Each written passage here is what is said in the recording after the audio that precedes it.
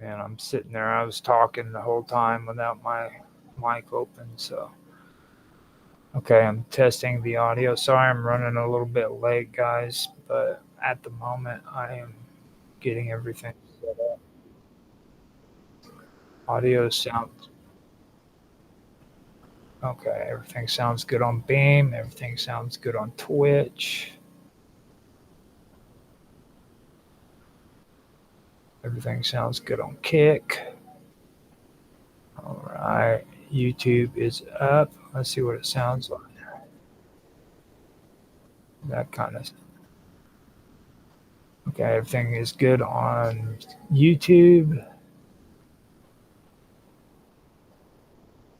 Kick it or D Live is up and running, and so is X. Let me test the audio on X, make sure it's good. Got the little wheel turning on there, so. All right, so we are good to go. Today is going to be, I think it's going to be a good episode. This is just building up from where I've started off in the year. It seems like more information is just coming out of the stuff that I did so far. Um, and I am just going with it because we have a lot of good things. There's a lot of good topics that I have been wanting to discuss too, which I'm actually able to do now since I decided to get go this direction basically. So I wanted to go ahead and put some more in it while I'm doing the show. I can also um, do some more of my background videos because that's one reason why it took me so long to get this started up today was because I wanted to get my background videos transferred um, over to Rumble on the Rumble Studios. That's where I'm going to be doing this from now on. And just like before, I haven't had anybody who's eager to actually come on to this show and then talk to me about the topics. So I'm going to be soloing this today. I've got a beginning to this topic for the stream, and it's going to go a lot farther than that. This is some good stuff. We were talking about the Diletnev Pass in Siberia, and I got interested in the agrarian groups that were involved up there, and it eventually got me to where I wanted to get into what I've been wanting to do for a while, and that's talk about um, Indo-European languages and the belief systems that they had back then and stuff like that. So this is my perfect chance to get into all of that, and I've started out in the right direction. Last week I started a little bit on that with another um, paper that I came up with that I wanted or that I shared, and it was concerning the Mansi and the Conti. Now that's the group that was a part of the Dyatlov Pass incident that happened, where the skiers were found all dead in mysterious circumstances. Beyond that, now with this, what I want to do is I don't want to continue just on that. I want to expand it further out and get into Indo-European languages, also the Germanic, or that'll include like the Germanic and the Nordic uh, lore as well as the languages that's involved with it. We're also going to have some stuff involving the Romanian uh, lore and stories behind that. That's all related to the Indo-European languages. So Indo-European um, pre Indo pre. This is something important to say. Pre-Indo-Aryan languages as well, because there is a difference, and that's something that I keep forgetting to point out. Um, and I also had an issue there where I needed to distinguish between them two. Now, when I've gotten it down pat when I start talking about the Babylonians and the Sumerians, because I do, and the Assyrians even, because there is a difference between those three. But the same thing has to be said when it comes to the Indo-Aryan languages, as well as the pre-Indo-Aryan languages, and then you have the Indo-European languages, and there is a difference between those three. Um, I was saying for the longest time that they were the same thing, they just changed the names, but come to find out, I did more research into it, and there actually is a difference. So I wanted to make that clear before I get started. I smoked my cigarette, and I got me some coffee, just took a drink of it. So, with that being said, I don't even have to actually record anything. So today is all set up and it's good to go. So let me do a last audio check. It sounds good on sounds good on Beam and Twitch. Sounds good on Kick. It sounds good on YouTube. Sounds good on DLive. And sounds good on Minds or X. So if you guys are on any of those, thank you for being on here and watching. And with that being said, I am going to go ahead and get into the topic. So what I'm going to do is just stop here and start reading. Stop talking, start reading. Because this is where it gets interesting. Okay, the term is not a commonly recognized phrase in literature, science, or general usage. However, it could refer to the decay or decomposition of water-based organic materials, often resulting in the breakdown of compounds into simpler substances, accompanied by foul odors or a change in appearance. The phrase putrescent of water compound might be used symbolically to describe the transformation or degradation of materials in a philosophical or metaphysical sense.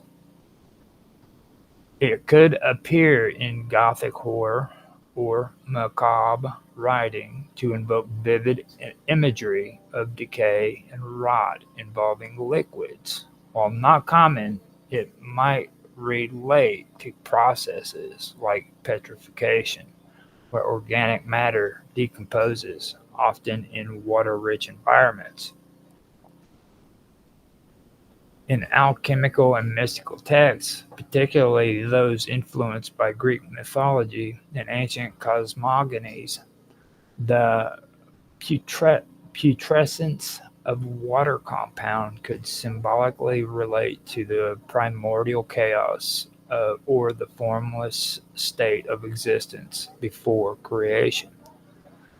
This concept often connects to the mythological ideas of Mot or mud, representing the primordial waters of creation, or the raw material from which life emerges. In Greek mythology, creation begins with chaos, a vast formless void that contains the potential for all existence. Chaos is sometimes associated with a watery or fluid state, symbolizing the unformed matter. From this chaos emerges Gaia, which is earth, then Tartarus, which is the underworld, and Eros, which is desire, leading to the ordered cosmos. In alchemy, putrescence, which is decay, is a necessary step in the transmutation process. It signifies the breaking down of existing structures to give way to new life or a purified state. This idea aligns with the mythological concept of creation arising from formless, decaying matter, like Mot in Phoenician mythology. Mot, sometimes referred to as Muth in Ugaritic texts, originates from Phoenician and Canaanite mythology, but it shares symbolic ties with Greek and other ancient creation myths. Mot is associated with, or Mot is associated as the god of death or sterility. Mot embodies decay and transformation. Mot also symbolizes the formless, fertile mud from the primordial waters, which aligns with the alchemical idea of life emerging from decay or dissolved matter. This concept resonates with the alchemical principles where watery compounds, symbolic of chaos and dissolution, are a medium for transformation. Putrescence is a metaphor for the necessary decomposition before regeneration or the creation of higher forms. Just as Greek myths speak of the primordial chaos, the Phoenician cosmogony by Sanchuniathon, an ancient author, describes Mot as arising from the interactions of wind and primordial waters. Mot represents both the mud and the first principle of life, embodying decay and potential creation. In Empedocle's philosophy, creation involves the interplay of the four elements: earth, air, fire, and water, and love and strife. The watery compound could be an allegory for the mixing of elements leading to life. In Heraclitus's doctrine, flux and transformation, symbolized by water, are central to existence. No, are central to existence, resonating with the cyclical nature of putrescent and or putrescence and rebirth. The phrase putrescence of water compound metaphorically aligns with the primordial state of creation in Greek mythology, which is chaos. The concept of Mot as a representation of primordial mud in Phoenician cosmology. Alchemical principles of decay, transformation, and rebirth. The Igig Irofa, the sky-reaching tree or world tree in Hungarian mythology, aligns with these cosmological and alchemical ideologies in multiple ways. While it originates from Finno-Ugric and shamanic traditions, its symbolism connects deeply with Greek cosmogony, Mot, and the putrescence of watery compound in alchemy.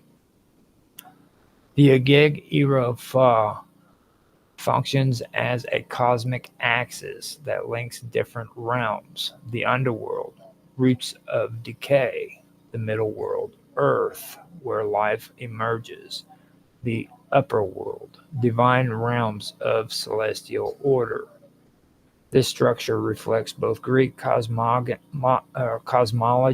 where chaos precedes structured reality, and alchemy, where putrescence leads to rebirth. The tree's roots are often associated with waters, mud, or the abyss, symbolizing the primordial state before creation, decay, and birth, like the mud of creation.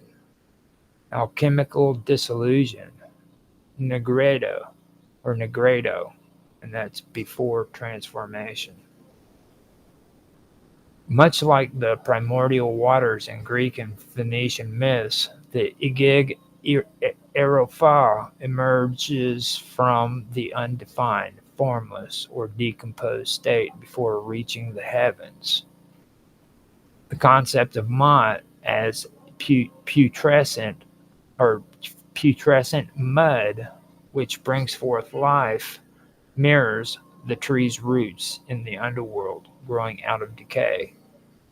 The alchemical principle of petrification leading to the spiritual ascent, the phoenix cycle, destruction leading to rebirth. In this way, the Igig Irofa represents a bridge between chaotic, decaying matter, the putrescent waters, and divine alignment, the heavens. In Greek myth, we see echoes of the world tree concept in the orphan egg and cosmic pillar, the structure of creation, the tree of the Hesperides, guarded by the serpent, like many world trees. Chaos as the primordial mud from which order arises. These align with the Igig Irofa, where the roots touch the primordial abyss. The trunk represents the middle world, which is our reality. The branches reach the divine, the celestial realms, enlightenment, or ultimate transformation. The Igig Irofa fits into the Greek creation myth, Phoenician Mot, and alchemy because it arises from the waters of chaos, similar to the putrescence of watery compounds. It connects death and rebirth, like Mot and alchemical petrification. It serves as a cosmic axis uniting all realms. This tree symbolizes the journey of the soul, transformation, and the cycles of the decay and renewal, all key elements in mysticism, alchemy, and ancient cosmology.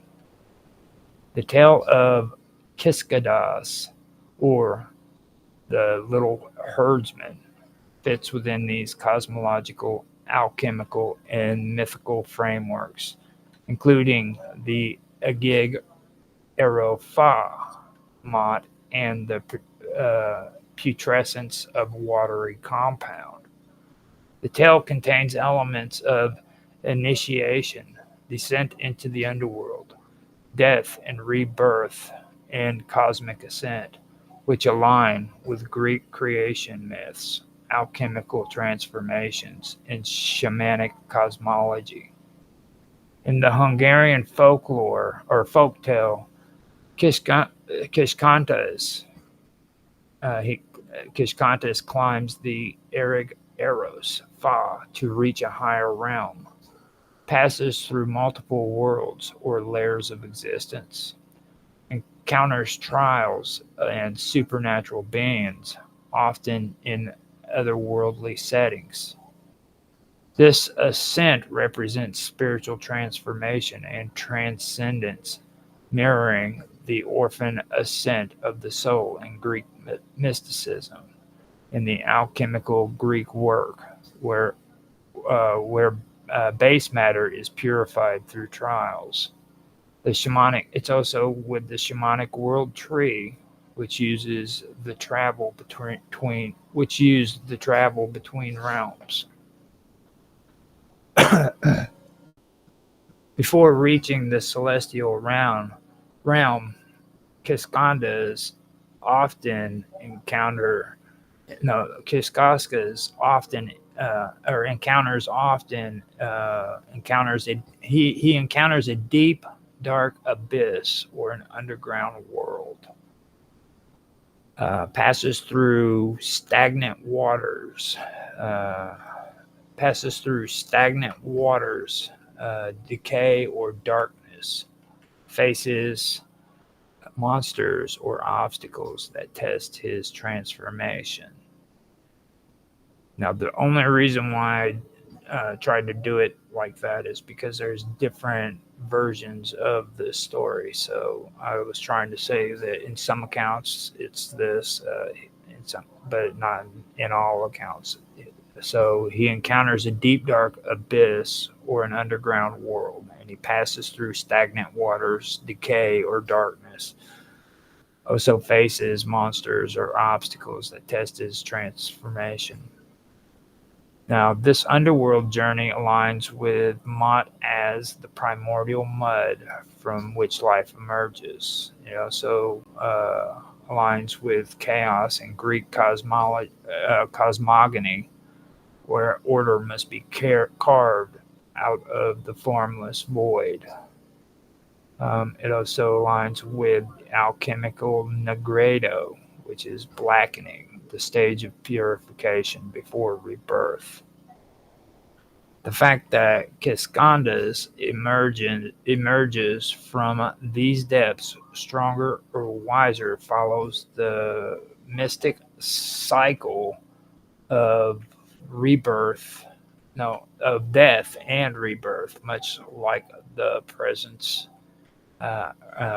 putrescence is necessary for new life.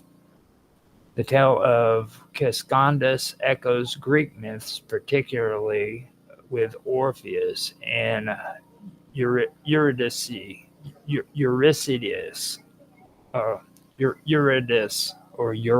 there it is, Orpheus and Eurydice, which is a journey to the underworld and back.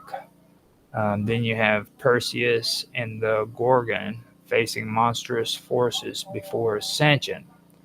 Then, of course, you have Hercules' labors, which is trials that purify and elevate the hero. Like these heroes, Kiskandas moves through darkness to reach enlightenment, much like the Igig Irofa growing from the depths of the heavens. No, from the depths to the heavens. Climbing the tree equals spiritual evolution. That's albedo, which is whitening. Encountering the abyss equals breaking down the ego, which is nigredo, and that's blackening. Then returning with wisdom equals final enlightenment. That's rubedo, which is reddening. In alchemical terms, Kiskandas is the philosopher's stones in human form, undergoing transformation through the putrescence. I keep having a hard time with that word.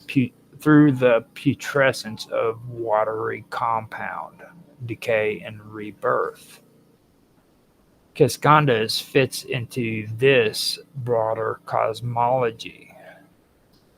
At his journey, Kiskandas fits into this broader cosmogony or cosmology as his journey follows. That would be descent into darkness, which would be Mot, underworld putrescence. Trial of transformation, which is chaos into order, alchemy. Ascent into enlightenment, a gig Irofa, which is divine knowledge. Okay, now with that, I am going to tell you guys a story about a poor gypsy. Um, this is old folklore that I do want to um, share. It's actually pretty cool. It's an old gypsy story, so let me put it on there. And I'm going to have to find a site that I can watch to where I can keep track of time because I don't want to overdo it and go over. So here it is. A poor gypsy, often depicted as a wandering trickster or seeker, embarks on a mystical journey where he climbs up into heaven and then descends into hell. The structure of the tale follows the cosmic axis model, where he must navigate different realms of existence. The gypsy climbs a great tree, a ladder, or a golden rope that reaches the heavens. He enters the celestial realm, often encountering saints, angels, or the divine judge. The heavens reveal hidden knowledge, cosmic laws, or prophecies. However, he is either denied entry, makes a mistake, or is sent back down. This phrase mirrors the Igig Erofa, where the tree connects earth to the divine, the alchemical albedo stage, which is purification and enlightenment, Orphic ascent of the soul, which is reaching the celestial sphere but unable to remain. After being rejected or forced to leave heaven, the gypsy falls or descends into hell.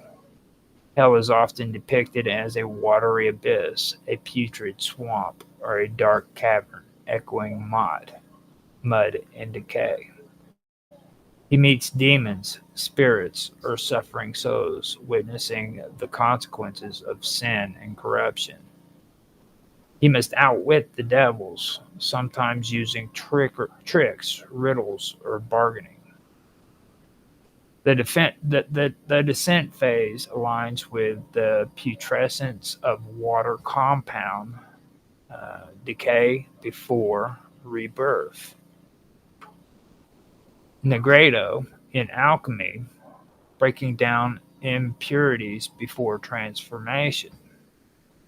Greek underworld myths like Orpheus, Odysseus, or Hercules. Catabasis. Also, the gypsy escapes hell, often by tricking the devil or using an object of power. He returns to Earth, now possessing wisdom, magical gifts, or a new destiny. Sometimes he becomes a king, a prophet, or a mystic wanderer. In some versions, he shares visions of the afterlife, warning others of heaven and hell. Libido in alchemy represents the completion of transformation, the cycle of death and rebirth, mirroring initiation rites. The hero returns with knowledge, much like Prometheus bringing fire or Hermes as a psychopomp. Like the Igig Erofa, the gypsy moves up and down the axis of existence. Heaven and hell mirror the duality of chaos and order and enlightenment. No, the heaven and hell mirror the duality of chaos and order, petrification and enlightenment. Hell is often described as a dark, wet, and decaying place, aligning with Mott and alchemical Negredo. The gypsy's time in hell represents a spiritual death before rebirth. Ascent to heaven equals purification, which is albedo. Descent into hell equals petrification, which is negredo. Return to earth equals enlightenment, which is rubedo. Orpheus's journey to the underworld to retrieve wisdom is a good example. Or Hermes as a psychopomp traveling between worlds.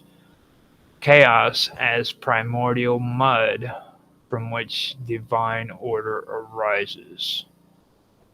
The Agig Irofa, which means sky-reaching tree, growing out of a reindeer or horse, is deeply symbolically linked. Uh, it's linked to symbolic cosmology. Hold on a minute. I have some errors in my writing. There we go. The Igig Irofa, which is the sky-reaching tree, growing out of a reindeer or horse, is deeply symbolic, linking shamanic cosmology, Indo-European myth, and alchemical transformation. The imagery is not arbitrary. It represents the axis mundi, the cosmic cycle of life and death, and the bridge between the realms. Yeah, so now I am going to start talking about the horse and the reindeer. Okay, now the horse and the reindeer is something about it has to do with the Igig Eros Fa, and this tree is supposed to be growing out of a reindeer or a horse, is what the folklore is about. So I will be discussing that now. It's a very, very interesting topic. Now, the horse and reindeer as psychopomps, guides of the soul, in many shamanic traditions, the horse and reindeer serve as psychopomps, guiding the soul between the realms of life, death, and rebirth. Their role in the Igig Erofa myth suggests a vehicle of ascent. The horse or reindeer equals the horse or reindeer transports the shamanic hero into the upper world. A sacrifice that births renewal.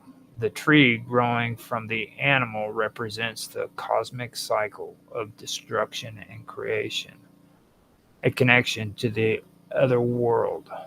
These animals are often associated with the spirit world, transformation, and transcendence. In Siberian and Mongolian shamanism, reindeer are spiritual mounts that take shamans into trance states. In Norse mythology, Sleipnir, Odin's eight-legged horse, carries him between worlds. In Greek mythology, Pegasus, the winged horse, ascends to the heavens, symbolizing spiritual elevation. Thus, when the Igig Erofa grows out of the horse or reindeer, it signifies a gateway to cosmic knowledge, just as these animals carry the soul into higher realms. The tree growing from the horse or reindeer represents the axis mundi, the central pillar of the cosmos. In many traditions, it connects the three worlds. The roots is the underworld, the trunk in the earthly realm, and the branches in the heavens. It symbolizes spiritual growth. Just as the tree ascends, the hero must climb it to reach enlightenment. It represents life emerging from sacrifice. The animal's bodies nourishes the tree, showing the cycle of death and rebirth. Now, from this point on, I'm going to mention Yggdrasil. Now, Yggdrasil is Norse, and this is the world tree, which connects all realms and is linked to sacrificial wisdom. Odin hangs himself to gain knowledge on this tree. So that's what this is about. The Ashvata tree, which is in Hinduism, is a cosmic tree that grows downward from the heavens, linking the divine, human, and underworld realms. The tree of life, which is in Kabbalah, is a map of existence that must be climbed to reach spiritual understanding. Thus, the Agig Arafah, emerging from an animal guide, acts as the shaman's ladder to higher wisdom. In many Indo-European myths, divine knowledge or cosmic structures emerge from a sacrificed being, the horse or reindeer dying to birth the world tree aligns with shamanic sacrifice. The animal gives its life to create the cosmic bridge. Alchemical putrescence, death and decay lead to new transformation, which is Negredo and Rubeto. The primordial chaos giving rise to order, just as mud and decay births creation, the animal's sacrifice generates the cosmic tree. Now, here in a comparing mythologies, I want to bring up Ymir, which is Norse as well, and that would be the first giant whose body is dismembered to create the world. Then you have Purusha, which is Hinduism. That's a cosmic being sacrificed to create the universe. Then you have Panju, which is a Chinese myth, and that is a giant who dies to form the heavens and earth. In this sense, the reindeer or horse is a divine offering, ensuring the connection between the earthly and the celestial realms. The horse and reindeer are also associated with cosmic cycles. The reindeer equals moon. In Siberian shamanism, reindeer are moon animals, symbolizing mysticism, dream states, and inner journeys. The horse equals the sun. Indo-European mythology links the horse to solar chariots, cosmic travel, and celestial fire. Since the Agig Arafah reaches into the heavens, its origin in the solar lunar animal suggests a cosmic balance between the forces of light and darkness. Why does the tree grow from the horse or reindeer? The horse or reindeer is a psychopomp. It carries the hero's soul between the realms. The tree is the axis mundi. It connects the underworld, earth, and heavens. The animal's sacrifice enables cosmic growth, like Ymir, Purusha, and Panju. The animal's death brings forth new creation. It represents alchemical transformation. Putrescence, which is death, leads to enlightenment. It symbolizes the balance of solar and lunar energies. The reindeer, which is the moon, and horse, which is the sun, embodies cosmic duality. Thus, the Agig Arafah is not just a tree, it is a portal to transcendence, emerging from the sacrifice cosmic beast that enables the journey of the shamanic hero. So that right there is a pretty good part right there. I actually do like that. Now, after that, I'm gonna go back in and do some more on this, the Agig Aerofa. The Agig Aerofa, like I said, is also, it's translated out to be the sky-reaching tree. Okay, so that is what I'm going to remain on right now for a second. Okay, the Agig Aerofa, which is the sky-reaching tree, carries the sun and the moon in its branches and is deeply symbolic. And is a deeply symbolic representation of cosmic balance, duality, and the cycle of time. This imagery is not unique to Hungarian folklore, but appears in many mythologies, linking the Tree of Life to the axis Mundi, and celestial harmony. The Agig Aerofa is a world tree that connects the three realms: the roots in the underworld, the realm of the dead, chaos, and the past. The trunk is in the mortal world, the present, life, and human experience. And the branches are in the heavens, the realms of the gods, the future, and the enlightenment. And enlightenment. The sun and moon in its branches signify that this tree holds the fabric of existence itself, linking day and night, time, and celestial forces. Yggdrasil, which is Norse, is also the world tree, and it connects all realms with the sun and moon riding through the sky, pursued by wolves. The Kapavriska, which is Kapavriska, which is Hinduism, is a divine tree in Indra's heaven, sustaining cosmic order. The Kabbalistic tree of life is a spiritual structure mapping creation, balancing light and darkness. Thus, the Agig Aerofa is not just a tree, it is the cosmic pillar upon which existence itself is structured. The sun and moon in the tree branches symbolizes duality and cosmic balance.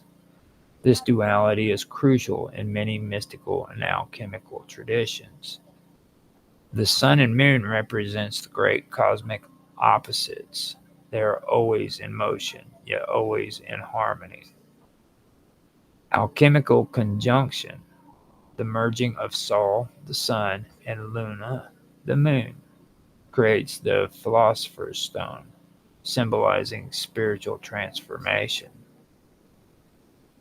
The sun is often a golden bird in Hungarian folk beliefs, the turtle or phoenix, while the moon is a silver deer, both resting in the tree's branches.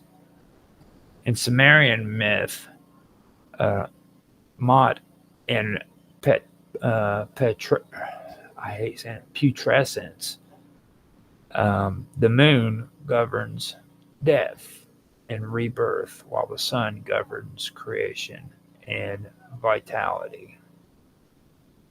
Thus, the sun and moon in the branches of the trees represents the unity of opposites, ensuring the balance of all cosmic forces.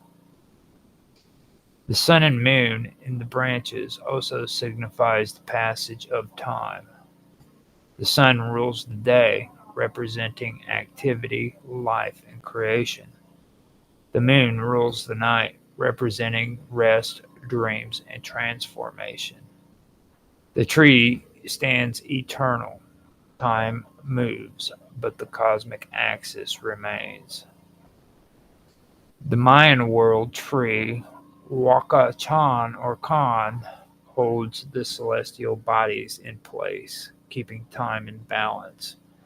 The Egyptian tree of life holds the sun's cycles, dictating rebirth and death.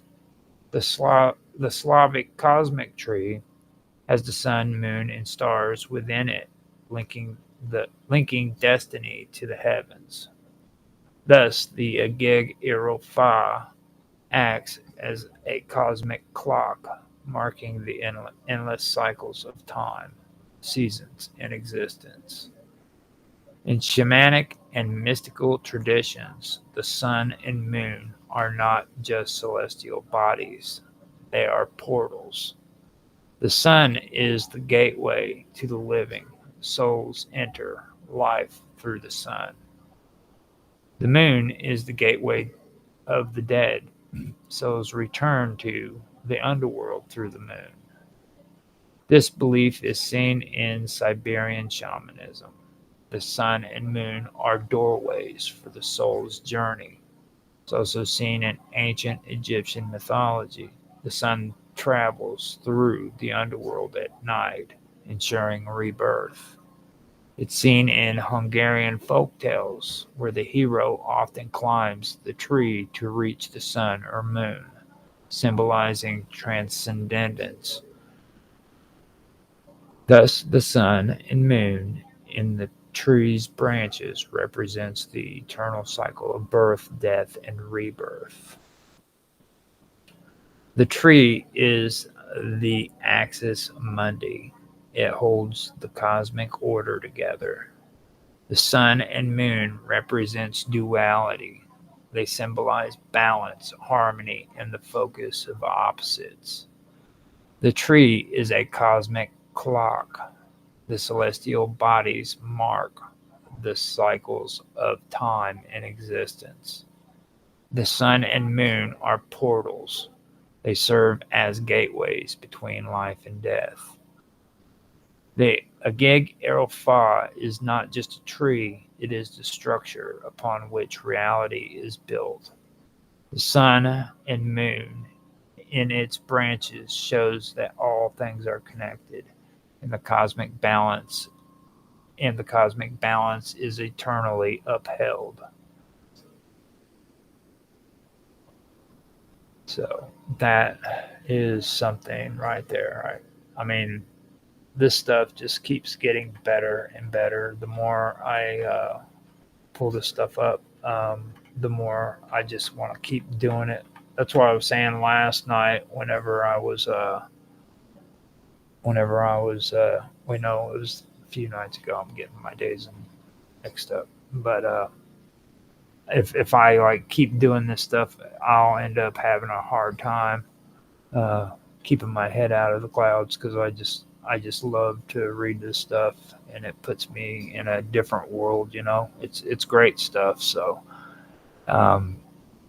I am going to continue on a little bit more, but I do want to try to at least keep this down to about an hour and 15 minutes. I don't want to get too carried away with it. So I just want to let you guys know that. And I am going to get back to the reading. Now now we go to the world mountain. So we've discussed the world tree. I'm going to move on to the world mountain for you guys. This is the world mountain. And now the world mountain appears in various traditions under different names. In Sumerian mythology, it is known as Duku, the sacred mound, where the gods first gathered to establish cosmic order. In Egyptian mythology, the concept of the world mountain is embodied by the Benben stone, which was the first land to rise from the primordial waters of Nun. Hindu mythology describes Mount Meru as the cosmic center of existence, where the gods reside. In Norse mythology, the concept of a cosmic peak appears in Himinjorg, in Asgard's peak, serving as a bridge between realms. Greek mythology features Mount Olympus, which becomes the seat of divine rule. Through earlier traditions associated the world mountain with the world Athos, the domain of the Titans. No, let me read that again. That was kind of weird. Okay, Greek mythology features Mount Olympus, which became the seat of divine rule, though earlier traditions associated the world mountain with the Mount Athos, the domain of the Titans. The concept of the world mountain also appears in Mayan traditions as Wits, the sacred mountain where creation began. In Hungarian and Uralic traditions, the sky-reaching mountain serves as the sacred height connecting different realms, often associated with the world tree. In all of these traditions, the world mountain is the highest point of existence, touching the heavens and acting as the founding of the cosmos. It is the center of the universe, a divine axis that connects the celestial and terrestrial worlds. The world mountain is also closely tied to the axis Mundi, which represents the vertical link between heaven, earth, and the underworld. The world mountain is often seen as the physical representation of this cosmic axis. It is the highest peak in the world, often depicted as touching or supporting the sky. It serves as a bridge between realms where gods, shamans, and heroes ascend. It also holds the celestial bodies, including the sun, moon, and stars, ensuring cosmic balance. In many traditions, the world tree is said to grow from the peak of the world. No, it's said that the world tree is said to grow from the peak of the world mountain. This combination represents both stability and the continuous cycle of life. The mountain provides the foundation of existence, while the tree symbolizes growth, renewal, and the passage of time. The connection between the world mountain and the world tree appears in Hungarian, Siberian, and Indo-European traditions, where the sky-reaching tree is rooted in the summit of the cosmic mountain, linking all realms together. The role of the world mountain in creation myths varies across cultures. In Egyptian mythology, the Benben stone was the first land to rise from the chaotic waters, and the creator god Atum stood upon it to establish the world. Similarly, in Sumerian mythology, the Duku, or holy mound, was the first sacred place where the gods gathered to shape the cosmos. In Hindu cosmology, Mount Meru is described as the mountain that emerged from the primordial waters and became the center of creation. Many myths also describe the world mountain as the structure that holds up the heavens. In Norse mythology, the body of the primordial giant Ymir was used to create the mountain that support the sky. Mountains was used to create the mountains that support the sky. In Hindu cosmology, Mount Meru is the pillar that keeps the universe in balance. Greek mythology features the Titan Atlas, who in some interpretations was originally a mountain that held up the sky.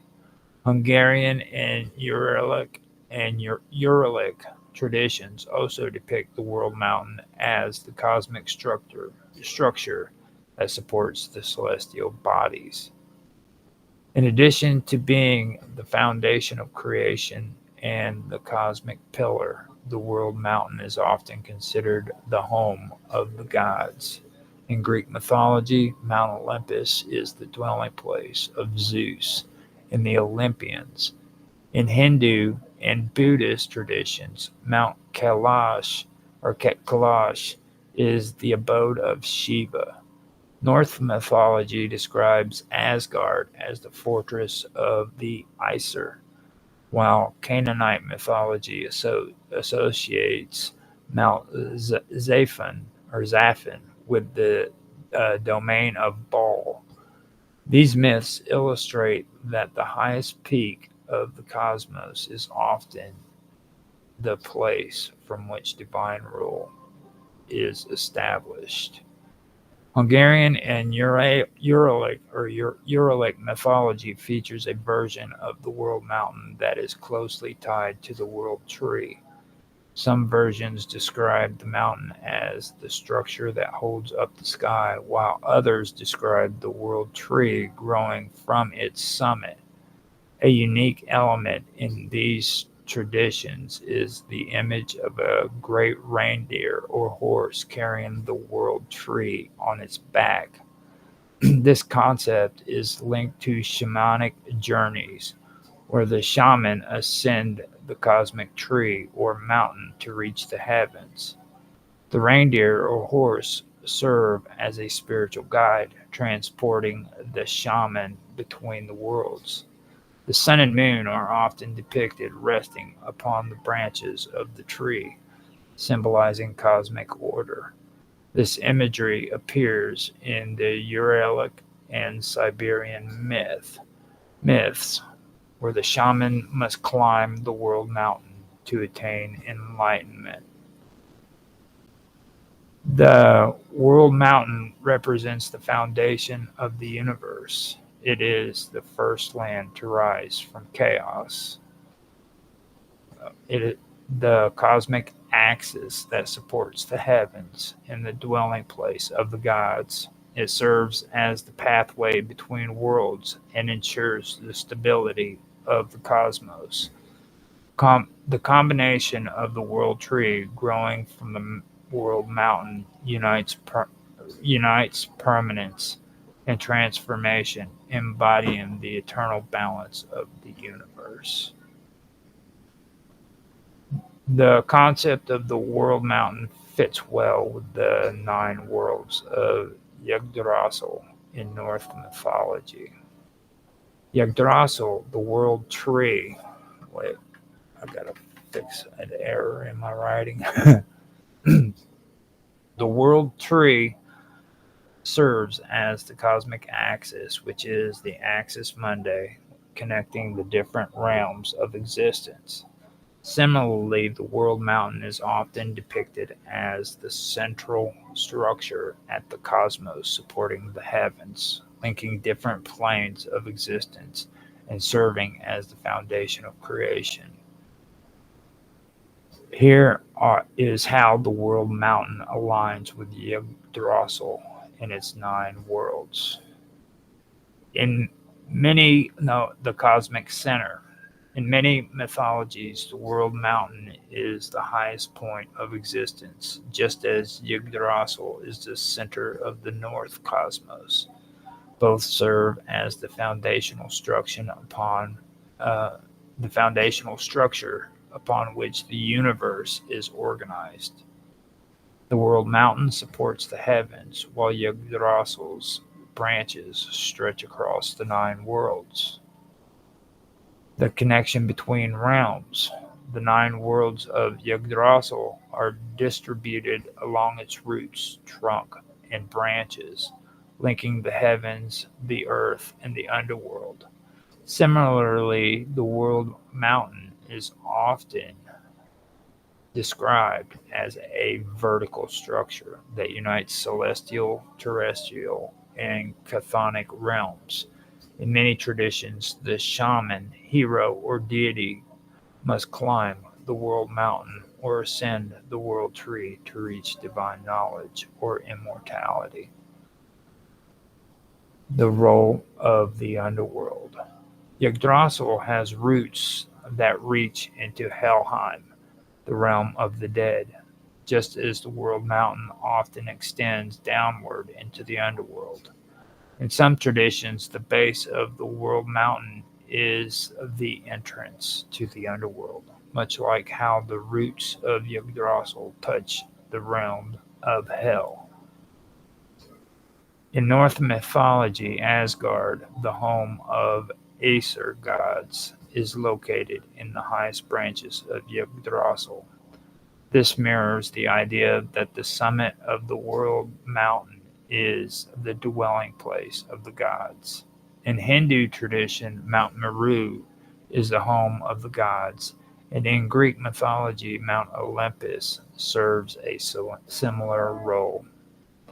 Many myths describe the sun and moon resting on the branches of the world tree or being positioned at the peak of the world mountain. In Norse cosmology, the sun, or Sol, and the moon, Mani, are pursued by wolves across the sky, and their movements are connected to structures of Yggdrasil. In Uralic and Siberian traditions, the world tree holds the celestial bodies within its branches, ensuring cosmic order. Yggdrasil is prophesied to tremble and decay during Ragnarok, signifying the destruction and rebirth of the world. Likewise, mount, many myths of the world mountain describe cosmic battles, the fall of divine rulers, and the eventual renewal of the world. In Hindu traditions, Mount Meru is shaken during the churning of the oceans, and in Mesopotamian myths, the sacred mountain is often a battleground for divine struggles. Yggdrasil has beings that dwell within it, such as the eagle at its top, the serpent Nighab at its roots, and the squirrel Ratatoskr running between them. Similarly, the world mountain is often guarded by mythical creatures such as dragons, serpents, or divine birds. These creatures serve as protectors of knowledge, challengers of ascension, or agents of cosmic balance. In summary, Yggdrasil and the world mountain share fundamental similarities in their function as cosmic structures that link the different realms of existence. They both serve as the center of the universe, uphold the heavens, connect the earth and the underworld, and house divine forces. While Yggdrasil is primarily envisioned as a tree and the world mountain as a towering peak, they both fulfill the same role in their respective mythologies, being the axis upon which the cosmos is balanced. So, let me see what time it is. Okay, I can take it down to, yeah. So, I can go ahead and cover the 9 worlds of Yggdrasil, possibly, but let me see what time we got. Yeah. I would really like to go ahead and actually stop it here. I'll come back and I will get into Yggdrasil and go further with that because um, this is actually a good part where I can actually start from scratch because it'll explain the 9 worlds of Yggdrasil in the Norse mythology, and we can start from there. This ends up getting really, really good. This all stems from Indo-European mythology with Germanic and Norse traditions, as well as Romanian.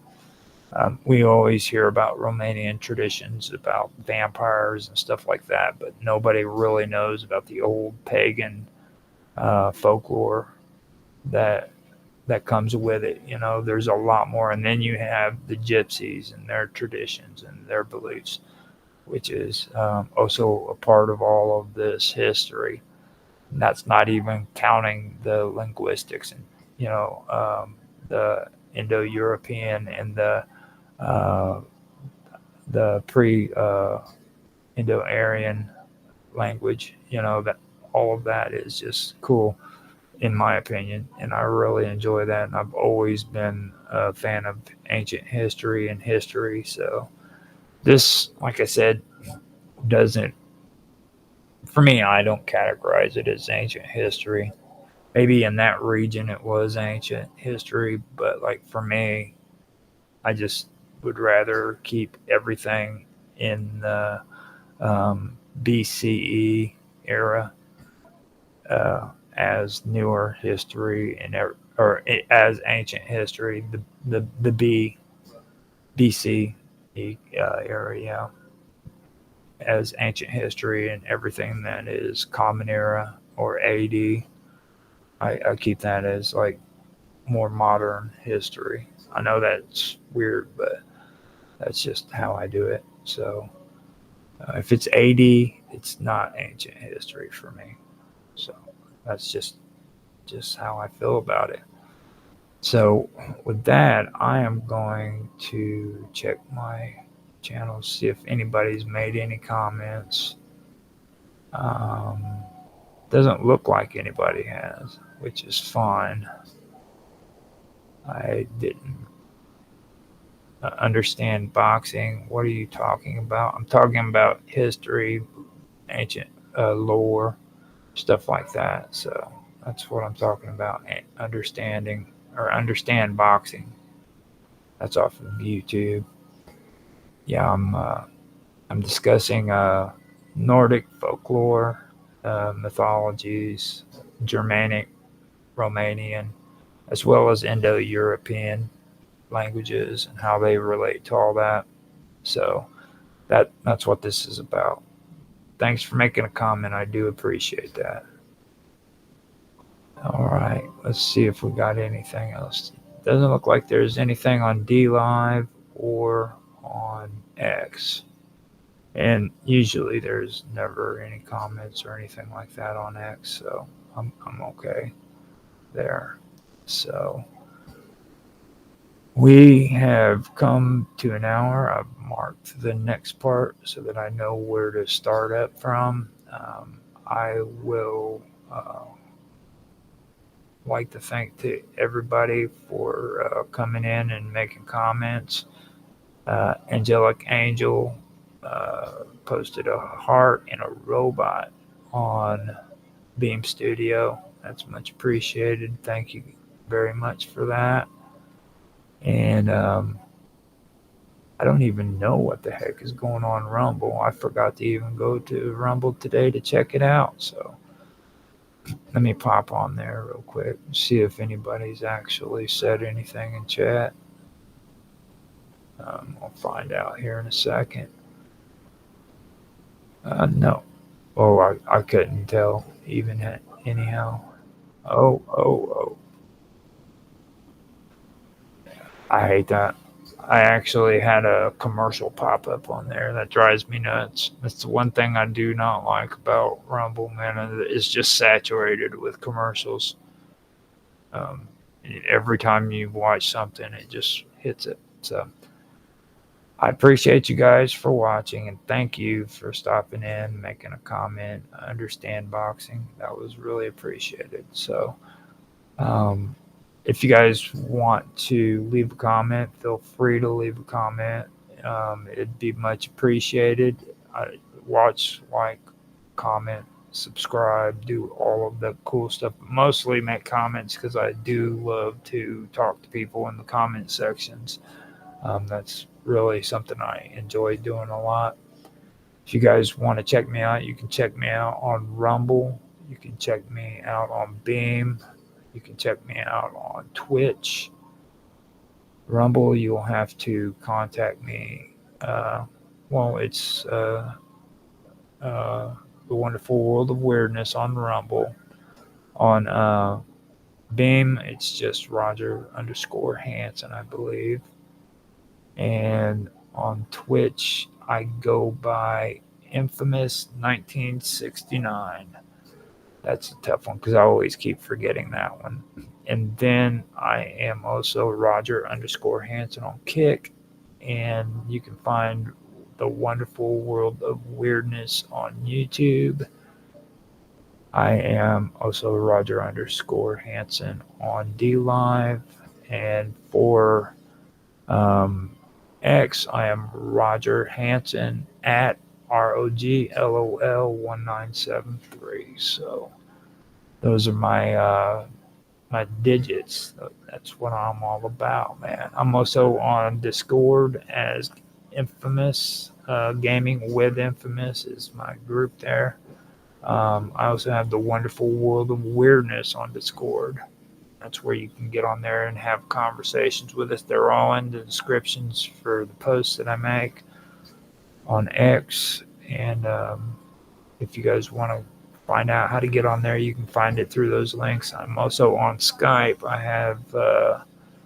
I have groups set up for the conversations that I do for the Wonderful World of Weirdness, as well as other things that I get involved with, other topics. So there's a lot of ways of finding out how to find me. I have all the information in the description. So I almost ran out of breath saying all that stuff. That's the reason why I don't like talking about it, because it's just really a pain in the ass. So with that, I think I may have wasted enough time to make it to almost an hour and 15 minutes. And I am going to end the stream and say thank you guys for watching. Bye.